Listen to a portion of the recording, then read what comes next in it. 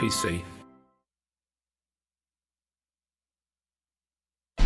There's always something new at the Voice of Nassau Community College. We have a brand new Monday night lineup. At 5 p.m., catch the WHPC sports staff as they review the weekend and preview the evening in local and professional sports on the home stretch.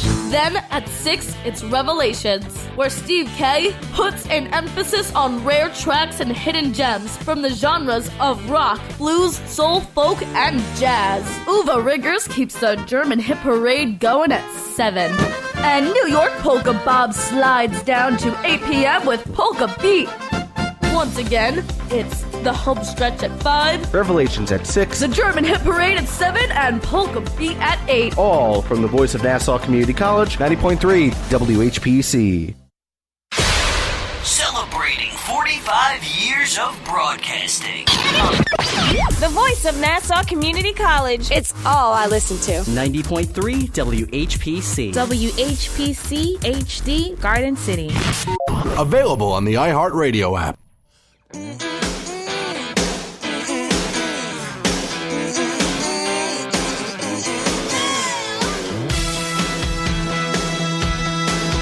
Welcome to another edition of From the Press Box. I am Rob Leonard, and joining me is award-winning sports writer, my brother, and my co-host, Tim Leonard. Tim, how you doing, my brother? I'm good, brother. I'm tired. There's a lot of things that I do there. I'm brother, sports writer, co-host. And don't you feel great being my brother, though? Isn't that like the top of the list? I'm Rob Leonard's brother. Oh yeah, I introduce myself as that all the time. As well, you should. You know, that's what I would do. That's what I actually do. I say, "Hey, I'm Tim Leonard's brother." There you go. And then they say, "Hey, man, that's cool." Okay, man, that's cool, brother. We were going to start out with the Yankees, actually, but then last night's game, the World Series, 5 hours and 20 minutes or something. Yeah, I think it was 19 minutes. Yeah. I don't know. One of the great games I've seen in a long time for the World Series. You know, if you were watching the game at 4-0 in the fourth inning, you might say, "Oh, this game's over.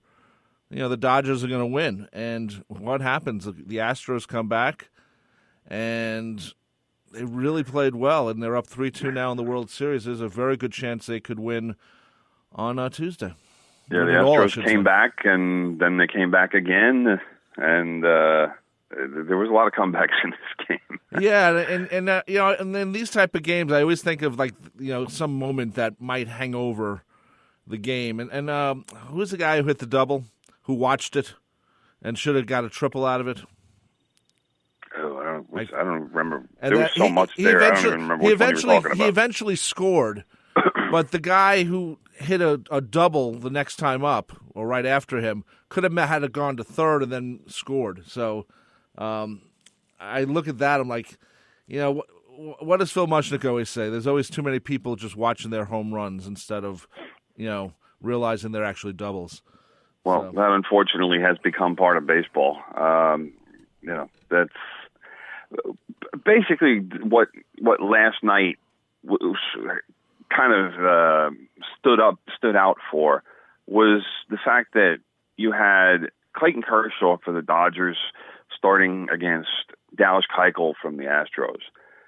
Normally, under normal conditions, that would be a pitcher's duel, and the game likely would end up 2-1 or 3-2 or something along those lines. And like you said, once the Dodgers had a 4-0 lead with Kershaw on the mound, it wasn't too hard to start thinking about, okay, the Dodgers, all they have to do is win 1 of 2 at home, and they're going to win the World Series.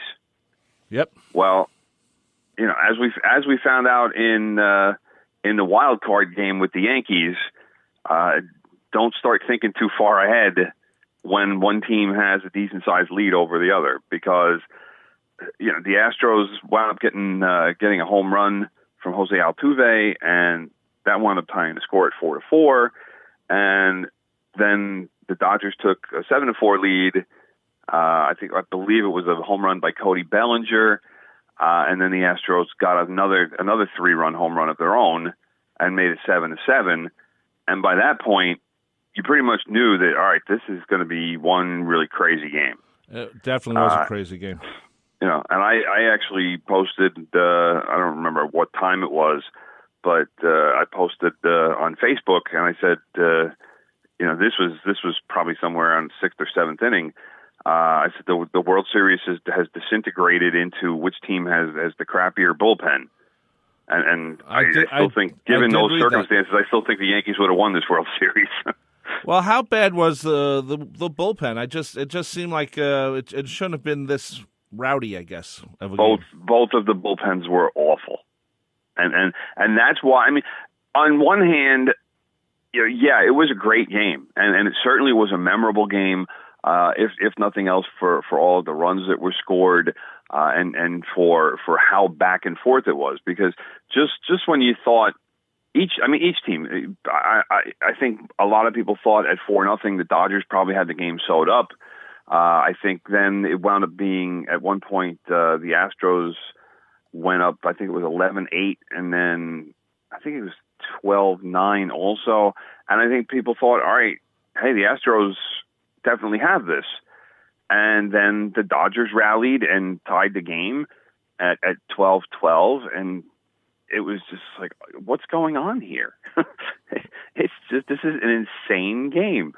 So you couldn't help but look at it and just kind of, on one hand, like I said, marvel, and on the other hand, look at it and say, all right, well, which team is going to find one reliever who's going to be able to pitch a couple of either one or two scoreless innings, because it turned into this just nutty, almost war of attrition, and I think both managers can be faulted in this series, because they've both at this point pretty much burned out their bullpens, and we still have 2 more games left. And you can talk all you want about today being an off day and all the pitchers have a chance to rest. A lot of times bullpen guys, relievers, need more than one day. And that's why I think the Astros should win tonight, is because I expect Justin Verlander to throw 120 pitches tonight. Well, or tomorrow night, I'm sorry. So from that standpoint, I think the Astros in some ways are in a better position, but that being said, I think that the Astros, if Verlander can't throw 120 pitches in Game 6, they're in trouble, because, like I said, their bullpen is toast right now, and there's still 2 more games left. Yeah, it was just I was watching it when it got to 1 o'clock. I'm like, wow, if we were kids, we would have been in bed by now, because long time ago, because of school or whatever. And now that we're adults, we can do what we have to do. We can stay up past our bedtime. Yeah, so I was thinking about that, and also the game started at 8:21, and the game, I know why it does, because they got to get a little commercials in before the game, but there's no reason to start it, not to start it at like 8:07 or something, and it would have been at this point it didn't matter, but these games should start slightly earlier. Stop worrying about the West Coast. It's the East Coast that watches the games, and the West Coast is watching anyway. So because of the Dodgers and everything. So well, the other thing you have to remember is that there was football on Fox. So the whole hype machine that they do before games really wasn't all that much, because the football game ended. They went right to baseball. They did their little pregame thing like they always do, but it wasn't extended or anything. It was maybe 20 minutes. Okay, yeah, good point. I forgot about the football.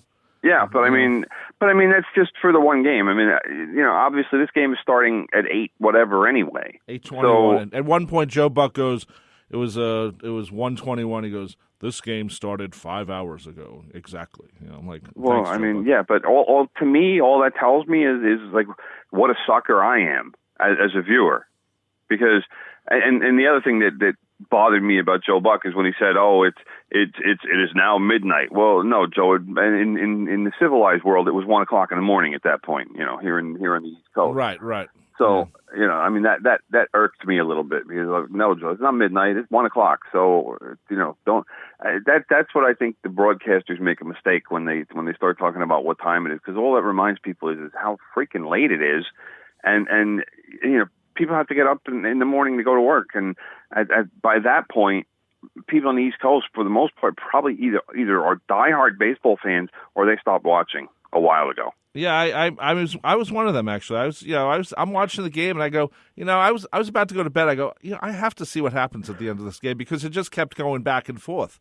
I really expected I thought it was going to be a 9-inning game. The Astros win at that point, and I was very impressed at how this game ended. It was a great game. This is going to be a game that people watch, edited down, of course.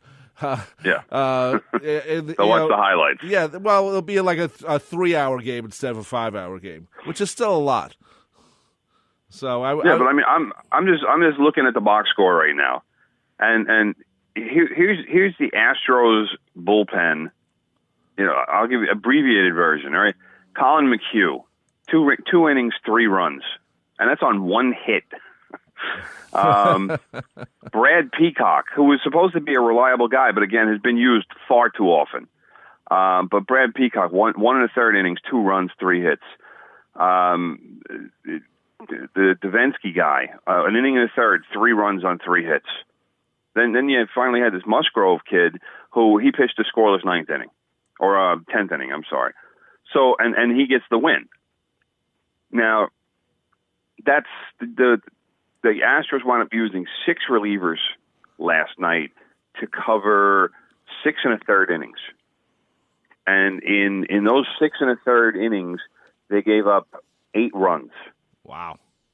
All right. That's a lot. There's no baseball metric that will say that that's a positive thing. No, not at all. All right. The Dodgers, on the other hand, Kershaw went 4 2/3 innings and gave up 6 runs. Then Kenta Maeda came in. He actually gave up a home run, so that was some. He gave up. He was charged with 1 run, but 2 of those were inherited. Tony Watson pitched 2/3 of an inning scoreless, but then he got taken out of the game. Brandon Morrow came on and was a complete disaster.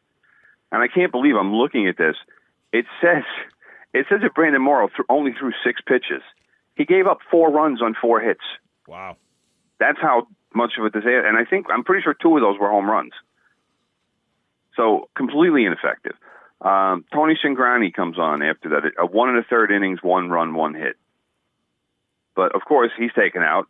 And Kenley Jansen, who I figure, all right, you know what? This means the game is over. The Dodgers have it in the bag because Kenley Jansen is if he's not the best reliever in baseball, he's one of the best relievers in baseball. The guy's one of the best closers for sure.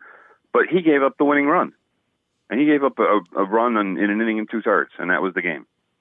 Yeah. But more than 400 pitches thrown. I'm trying to do quick math here. 417 pitches in the game. Really? Wow, that's a lot of pitches. Just insane. I mean, for a 10-inning game, that's insane. Yeah. Wow. So, but that's what we were dealing with last night. It's as much as it was inspiring and awesome and pick a word, heroic in many ways. Yeah, very exciting. Yeah. But it was a battle of which team's bullpen was worse. And we saw. I mean, the Dodgers are supposed to have this outstanding bullpen, but Dave Roberts has burned out his bullpen. And it wasn't just this one game. It's been going on all series. Well, what do you do? I don't like to speculate too much, but what do you do for Game 6 and Game 7 if your bullpen is kind of burned out?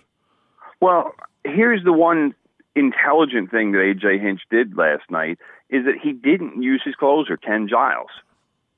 So I don't know if he was thinking towards Game 6 or if he just didn't have a chance to get Ken Giles into the fun. And plus, I thought they said during the game that Giles wasn't available because he'd been used, in the games previous. Right. So Giles might not have been an option because, again, he was probably. I think it's because he was already overused, and you can't pitch, especially you can't pitch closers in I mean you can pitch them, I guess, 3 games in a row, but it depends more on number of pitches and how much they've been used. Because we saw that with Aroldis Chapman last year. With Joe Madden and how he just abused Aroldis Chapman at the end, and you saw in Game 7 that Chapman couldn't get it done. He'd been used too much. that's why the Montgomery kid was the one out there when